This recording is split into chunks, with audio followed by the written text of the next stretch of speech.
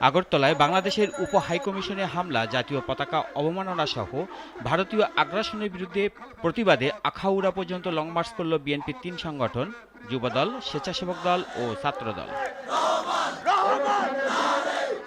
সকালে নয়াপল্টনে বিএনপির কেন্দ্রীয় কার্যালয়ের সামনে সংক্ষিপ্ত সমাবেশ শেষে এই লং মার্চ শুরু হয়। দুপুরে কিশোরগঞ্জের ভৈরব মোড়ে পথসভা হয়। পথসভায় ভারতের বিভিন্ন কর্মকাণ্ডের সমালোচনা করেন নেতারা।